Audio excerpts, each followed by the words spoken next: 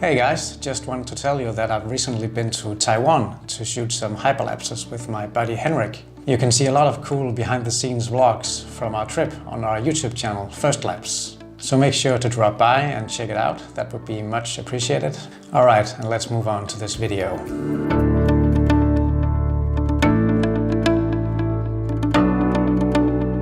We've been back home for about a week now, and today I'm going down to my office to start processing some of all the hyperlapses that I shot in Taiwan a couple of weeks ago. So yeah, I'm just gonna get ready and head down to my office.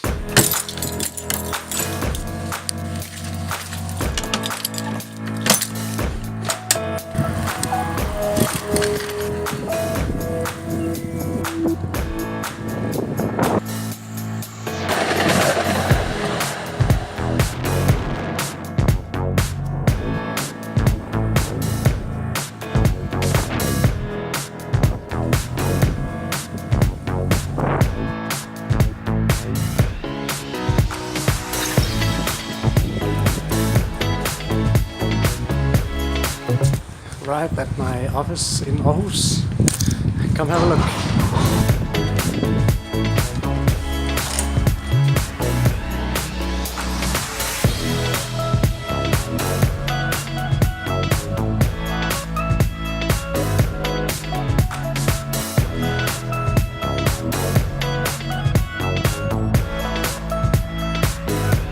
So it's time for some coffee now, I think.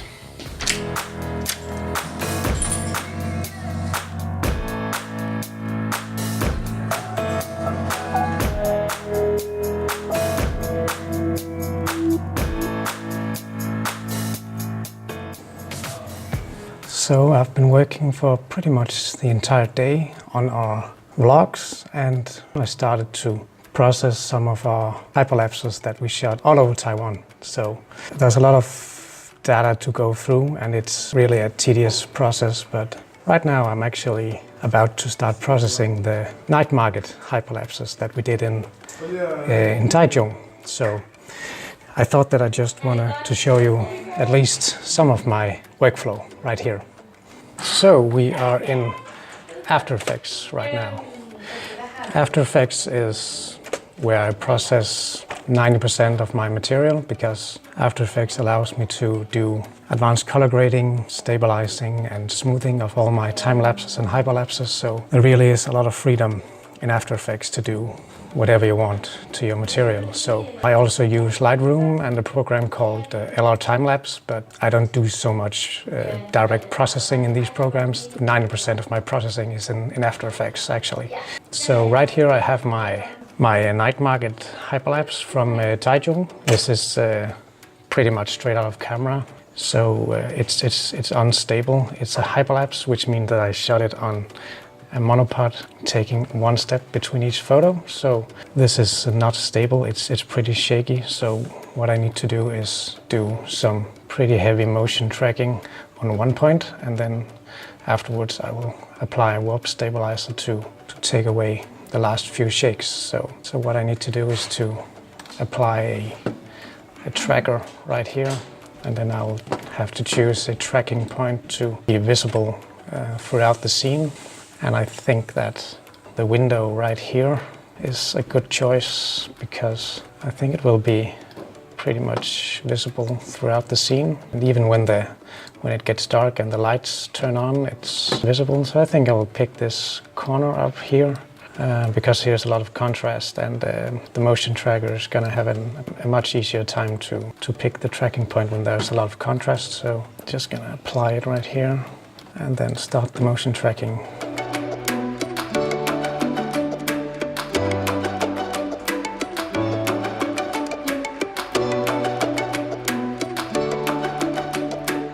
So the tracker is now applied, so let's just see. I think it did a pretty good job. So as you might saw in our previous vlog from this night market, it was a very, very crowded area with a lot of people and a lot of scooters just passing by, rushing just next to the camera. So it was kind of an extreme experience to actually shoot this hyperlapse.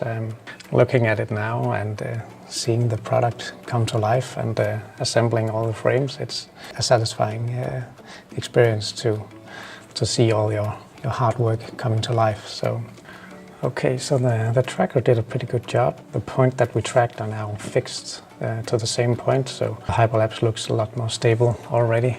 Yeah, this one goes from day to night, which in a totally seamless day to night transition, which is just fantastic to really apply the day to night transition onto a Hyperlapse. It just lifts the total quality of the product so much. So, and what I hope is that when I apply warp stabilizer, that it will be able to take away the last few shakes that are still present in the Hyperlapse.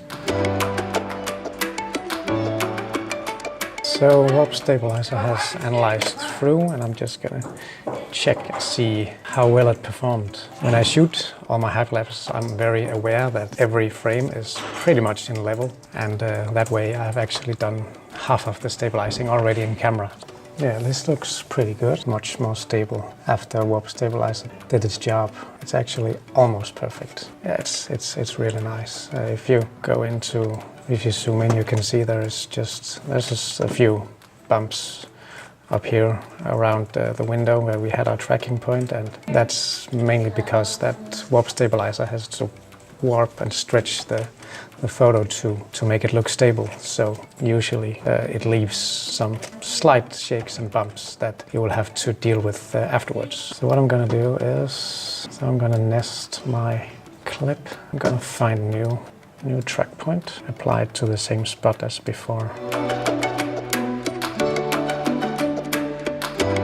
All right, the last motion tracker has now finished, and I think it's 99% perfect. It's really good. There are a few small jitters and shakes that I can see, but 99% of the audience probably won't see it. So it probably has something to do with that when I shot this Hyperlapse, I had no straight path or line to follow, so I had to pretty much guess where the middle of this road was, so I couldn't be 100% accurate the path that I followed. So being that the camera has been maybe varying a little bit from side to side can result in a few small jitters, but it's not too obvious, and I can live with it 100%. This is a very well executed Hyperlapse and totally seamless transition from day to night, and you can really feel the crowd and the atmosphere from all the people. I'm sure it's gonna make the final cut for a film. I think I may do a little bit of color grading, not much. It looks amazing as it is, I think, so I might do some noise reduction and sharpening just to perfect it a little bit. Then I think it's pretty much it. So, great success.